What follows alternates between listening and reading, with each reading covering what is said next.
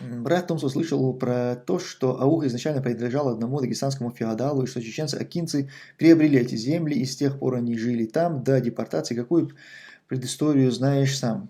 Слушай, это настолько наглая, и лживая ложь некоторых наших соседей, их братьями назвать нельзя, которые пытаются вот этим вопросом спекулировать, придумывают там какую-то тему, знаете, там это феодалы, шмеодалы. Это исконная чеченская земля, и они прекрасно это знают. Исконная чеченская земля. Аух – это исконная часть территории чеченской. Мы-то прекрасно знаем, где, кто, какие народы у нас когда жили.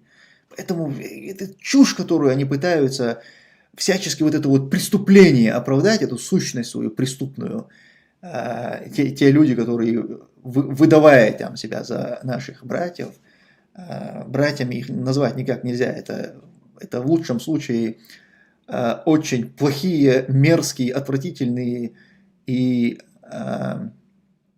ненадежные, да, такие соседи. Хвала Аллаху, там есть те наши действительно братья, которые понимают, что там на самом деле произошло.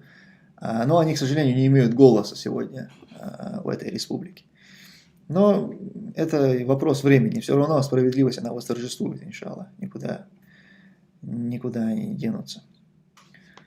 А так они прекрасно знают истину, они знают, где чья земля. Аварцы знают, где их земли, где жили аварцы. Там, даргинцы знают, где их земли. Лакцы, кумыки, чеченцы. И мы все хорошо знаем наши территории. Даже если мы где-то не жили, мы знаем, что эта территория, она была наша. И там туда не могли прийти, не спросив у нас. То есть это у нас внутри на Кавказе, у нас хоть и не было каких-то границ там на бумаге нарисованы, хоть и не было какого-то государственного строя, но эти моменты, они не писанные у нас были. Это точно так же, как наш гыл-кул, да, вот этот вот, как это, наши традиции, наши обычаи, они ведь тоже нигде не прописывались, но они были, они есть.